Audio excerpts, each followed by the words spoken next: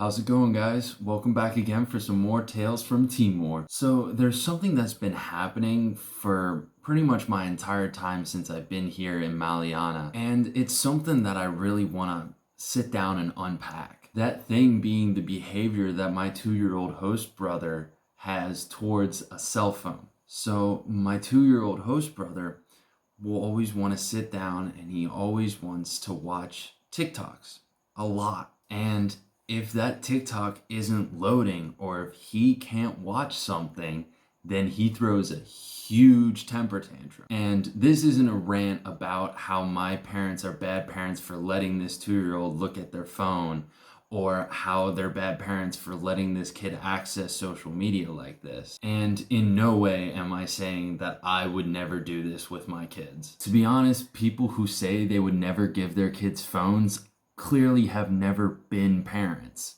But there's something about being all the way across the world in a different culture and a different place and experiencing the same problem. It makes one realize that the problems that we're experiencing with social media aren't accidents. They're by design. And that brings me to what's so insidious about social media. It's the commodification of human attention. See, in the social media world, the more views you get equates to more dollar signs that you earn. But it doesn't matter exactly how you get those views. And as human beings, we are drawn to watching the extremes of human experience, whether that be extremely brilliant or extremely stupid. And one of those things is far easier to do than the other. I'll give you a hint. It ain't the former. And this leads a lot of people into just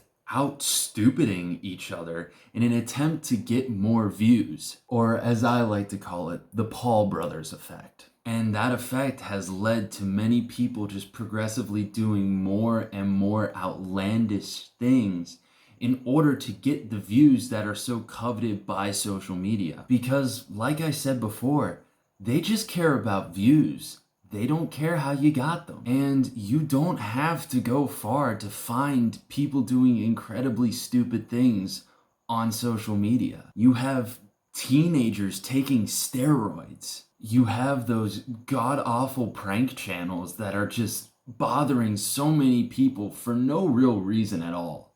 And then you have people saying some of the most outlandish things just for the sake of clickbait. And because it is so easy to say stupid things and get many views, it's led to something that I actively despise. It has led to a lot of people talking, but no one seems to really be speaking. Now, what I mean by that is this. I think everyone can testify that they have met someone who talks a lot. And you're sitting there and you're having a conversation with them and they are dominating the conversation. And they're always like, so yeah, I was gonna do this thing for me, but I was too busy worried about myself. And then I was gonna do this other thing that I like to do. But then I thought, why would I want to do this sort of thing? And it would always just be about me, and all of a sudden, I mean, you can't get a word in edgewise. Meanwhile, you're just sitting on the other side of the conversation.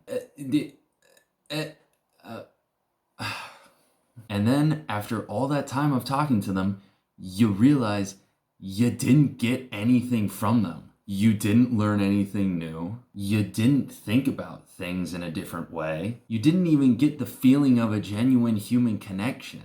That person you were talking to was literally just blowing hot air. And to me, that's what social media is. It's just a rat race, with everyone trying to blow hotter air than the last person. Now, I'm not unaware enough to realize the irony of this whole video. And I can see some people sitting at their desks thinking, why is he complaining about social media? He's using social media. Which, to be fair, is an entirely valid critique. And I don't want to say that social media is an entirely bad thing. I do think that people are doing very good work on social media and have a very important message to pass on to people. And they're not doing it because they think they'll be famous. They're doing it because they genuinely enjoy it. And I like to think that I am one of those people. And maybe at some point in the future, I will be forced to participate in the monster that these giant corporations like Meta have created.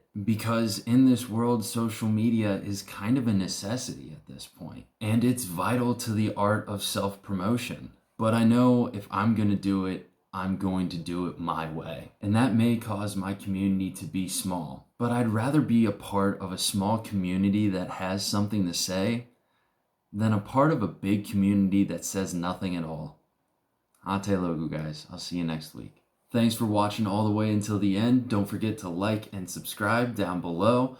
Also, no new Big Siefk single this week. I'm actually working on a major project. I'm trying to produce an EP that I will be posting on YouTube hopefully within the next couple of months. Yeah, so be on the lookout for that. Yeah, guys, I'll see you around.